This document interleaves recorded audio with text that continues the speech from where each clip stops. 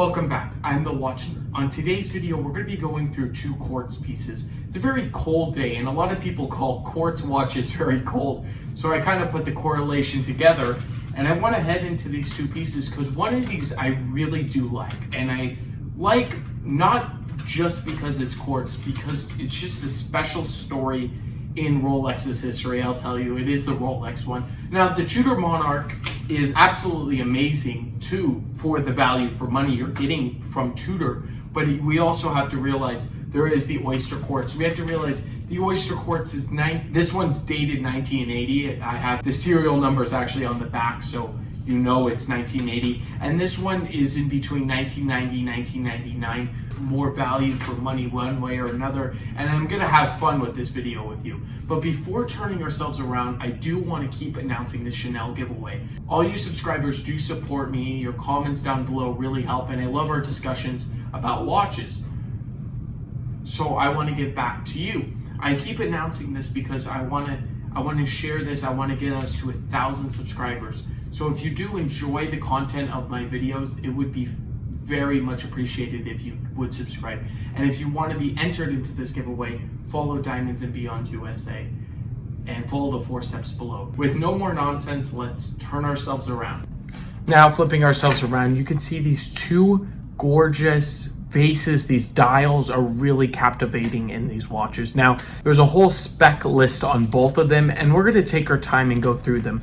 I want to have great links with the Rolex and the Tudor. So before getting into it, I do want to mention I have the Rolex box here. Now, I don't have the Tudor box, but they are very, very similar. Of course, Tudor has that different tint about it. It's not green like the Rolex, and they've changed it to a more reddish tone, but it is still very, very similar box-wise. It does fall apart a little more, the Tudor, I've noticed on other cases. Now first, I'm actually going to go for the higher end watch. Now, I know most of you would be saying, oh, you should lay out the spec sheet with the more affordable and then see what you get on the high end. But no, on this comparison, I want to do the high end just because this was made before the Tudor, and I want to show you what you get before. Because looking at these cases from the side, this looks like a mechanical case. It looks like a bulky case compared to this Tudor. This Tudor is ultra thin, unbelievably thin. And this Rolex is not as thin, but we'll get into that. So I first want to mention what this look is on Rolex. Very few of Rolex watches have an integrated bracelet, only the Oyster Quartz line. They make 25,000 total. That's the estimates out there on the market. That includes the Cellini line, that includes the day dates, that includes the two-tone and the fluted bezel version of this watch. I do not like the fluted bezel, and I very despise the two-tone version of this watch. I think with the integrated look, I think solid gold is very good. I actually have a timepiece of this with solid gold here at the shop. It is the day date version, which I think is absolutely gorgeous. Now let's take a look at the functions of both of these watches. Now, both of them I'll cover right now. I don't have to cover each. They both have quartz accuracy, so quartz movement. That means they tick every second, as you see. If you look on any other Rolex line except for the Oyster Quartz, you will see a mechanical movement. You will see the sweeping second hand. Not to say this isn't mechanical, because it actually has mechanical parts in it, and that's why it's thicker, but I'll talk more in length about it later. And you could see here that there is ticking. Now, there are more Tudors than Rolexes in this category of quartz, and I didn't even realize there was a quartz Tudor until I came here and I saw it live in person, so I had to make this video. I've reviewed both of these watches also before I head into the spec on my channel, so if you want really, really in-depth, I've reviewed the Tudor Monarch and the Rolex. So jumping right into it. This is a Rolex from 1980. This is dated, but 78, the line came out. You're getting sapphire crystal at this era. Sapphire crystal. That is unbelievable. The regular Datejust line, the last year they actually carried acrylic is the American Psycho watch was acrylic, and that was 86. So their next line did not have acrylic, but that's unbelievable that they had their 6 more years plus they didn't have sapphire in their regular mechanical line, because they actually made this higher quality because Rolex thought quartz was the future. They were wrong about these. They actually didn't sell well. So they made about 1,000 a year for 25 years-ish, and that includes everything, as I said. But this just, it didn't take off, and Rolex went full mechanical past 2001. 2001, they were continuing to make pieces, but not like the Datejust line. I believe it was only the Cellini line later on, but we don't know that for sure. There's no full estimates online. Let me go through functions, some spec sheets, and then I'm gonna head to the Tudor and do the same, and I'll let you decide on what you think is best value for money, which I'll go into. So this is straight spec sheet. This is a 36mm watch. This is full stainless steel 316. This is before they switched over to 904. You have a press clasp and a special integrated bracelet that is very rare on Rolex, is only on the Oyster Quartz. You have, of course, a Rolex with, as you can see, a plethora of micro adjust. Very, very nice on this piece. Extremely nice. Now, believe it or not, the bracelet on this one is push-pull pin. That's incredible to me because screwed links is something they've doing a lot, but it is an ultra thin, you know, it's not as thick as the other one, so I guess that's why they would do it. I don't mind that at all. Once you size this, you're not gonna have to size it again, especially with that micro adjust. If it gets a little too hot, make it a little out. A little too cold, you can also make it down. So that is not a huge deal on this watch. Finding links is very hard on this watch, so you make sure when you buy it, you have enough links for yourself.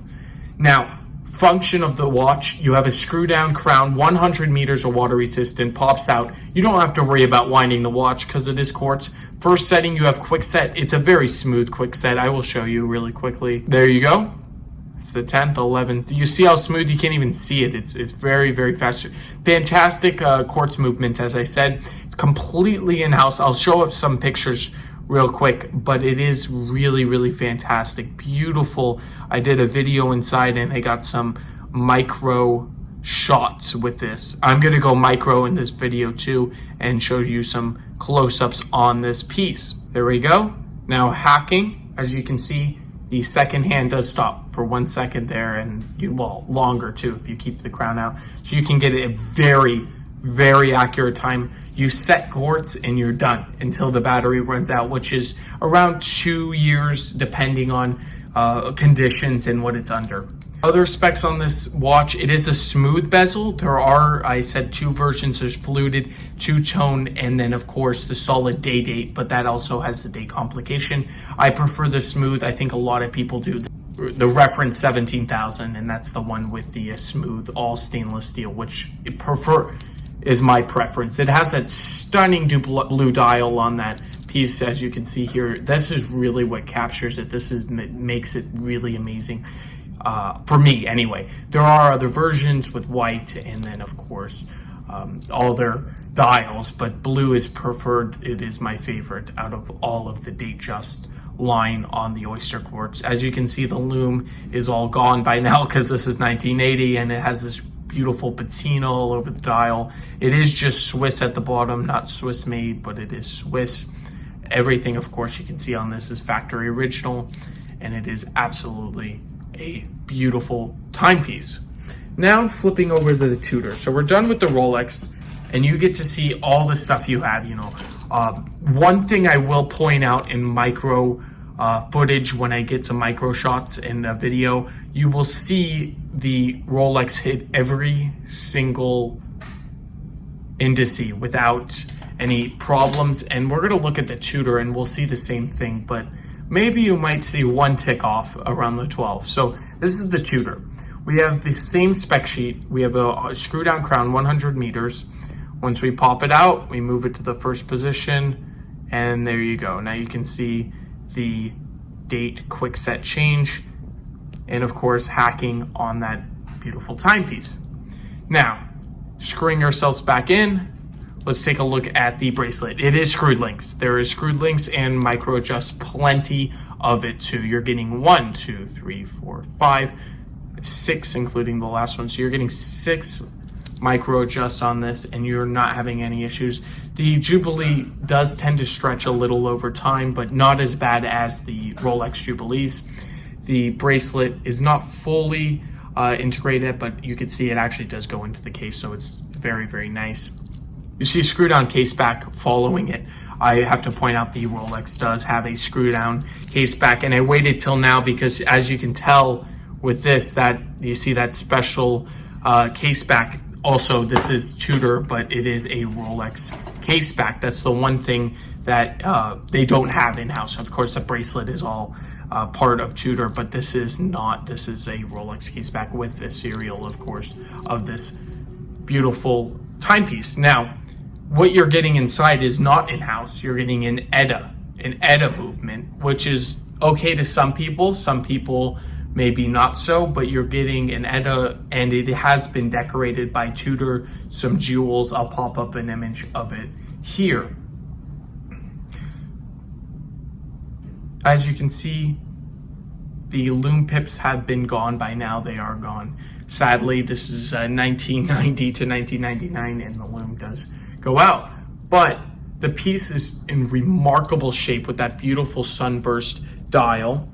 You're getting 35 millimeters, so you're getting one less, and that's only because of the way the case shapes up here. It's real. It feels like more like a 34, 35, yeah, in that era, but it does not feel as big as the Oyster Quartz. The Oyster Quartz definitely does feel bigger on the wrist and more substantial.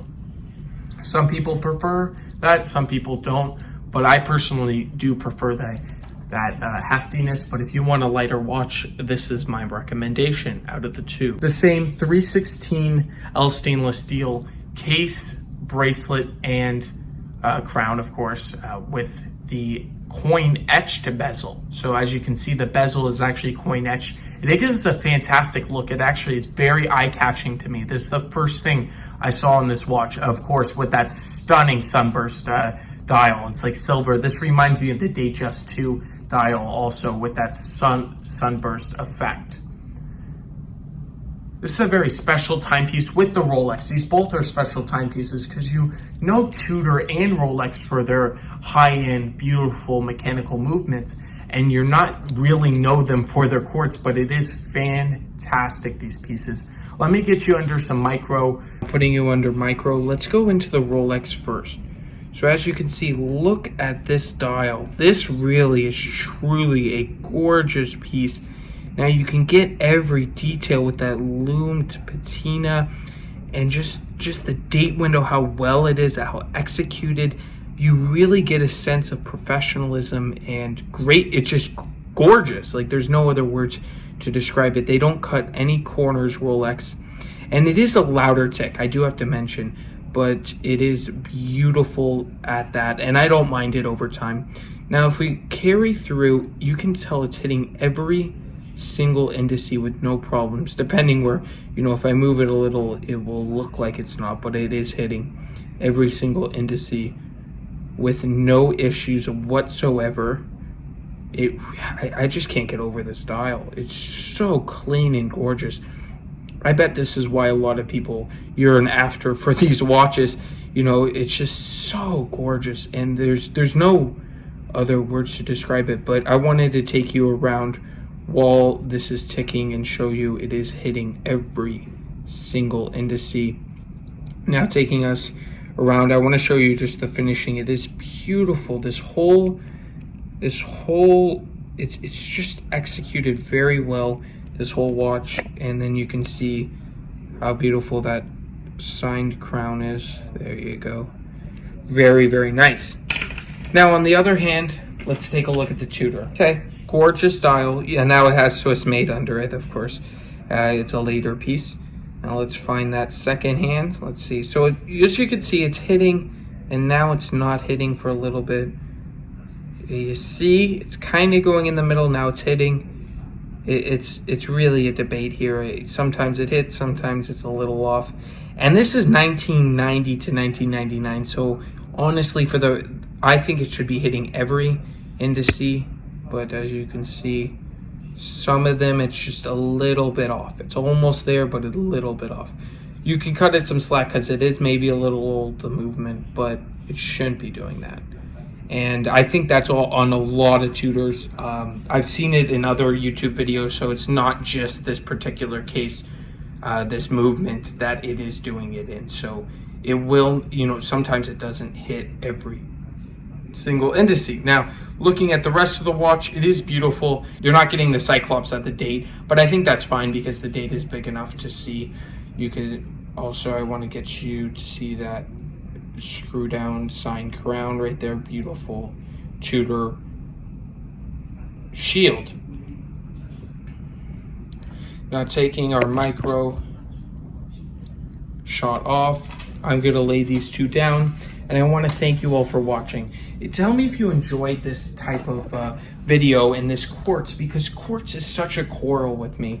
I didn't even mean that to sound kind of rhyme, but quartz really is, sometimes I hate it, sometimes I love it, sometimes I just really despise it and say, why would somebody pay so much? But then I just look at this Datejust and all my arguments go away just because it's so awesome. It really is. And that movement still, you know, it's very easy to make a quartz movement, very cheap to produce, but we have to realize it's in-house. It's just beautifully decorated with jewels.